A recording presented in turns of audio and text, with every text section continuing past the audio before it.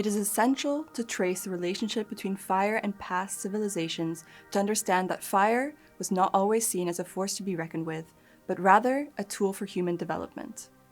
Beyond being a mere agent of destruction, fire has held a sacred place in the consciousness of civilizations throughout the ages, embodying both the essence of life and the harbinger of destruction.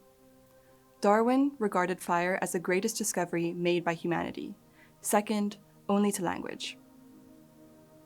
In Greco-Roman tradition, fire worship had two forms, fire of the hearth and fire of the forge. Hearth worship in Rome was maintained by the Vestal Virgins, who served the Roman goddess Vesta. In a temple dedicated to Vesta burned the eternal flame. It was believed that Rome would exist as long as the eternal flame kept burning.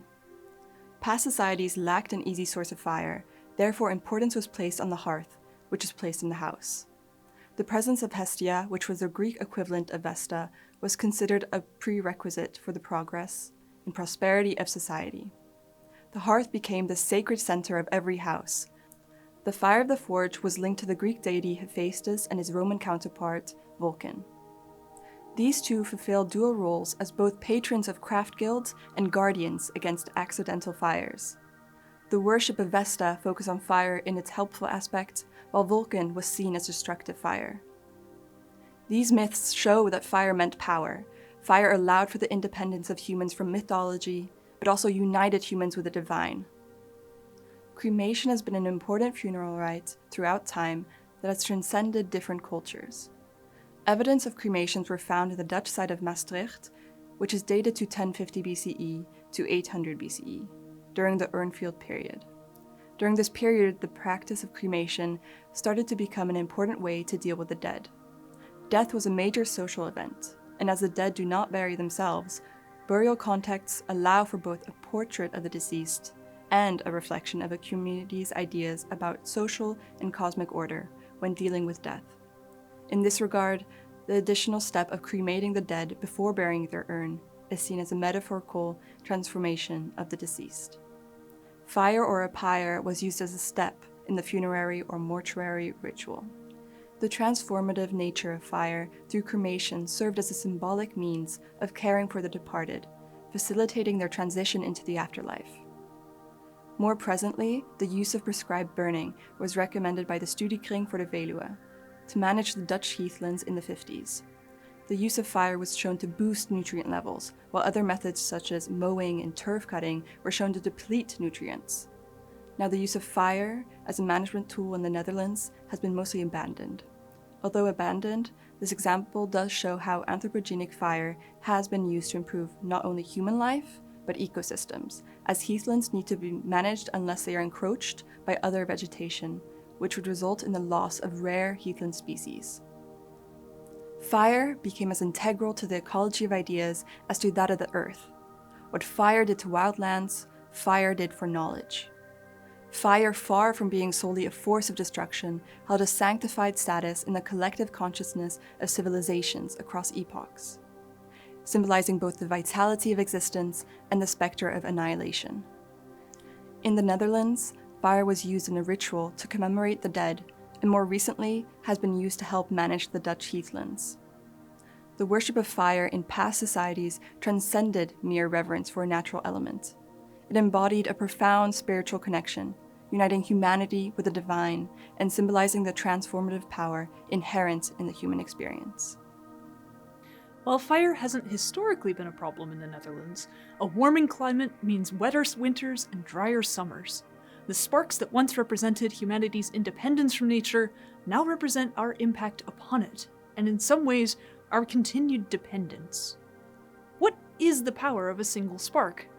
A single spark is all it took to start the 1976 Arnhem fire. That fire destroyed 370 hectares of land near Arnhem. Thousands fled their homes and their lives. Zookeepers stood in the Burgers Zoo, ready to shoot the animals in their cages if the fire drew too close. In that case, the fire started during a summer that was, at the time, the hottest and driest summer on record. That record was broken in 2020, and our summers keep being hot and dry. The summers that spawned monstrous fires are our new reality. The Netherlands is more densely populated than ever, and people are jostling for space in an increasingly fragile environment. The spark that ignites the next big fire is a single, accidental ember away. So what then do we do? What should we do to do our part and prevent the next wildfire? How do we keep fire as our friend rather than a foe? The first thing is to recognize the cause of wildfires.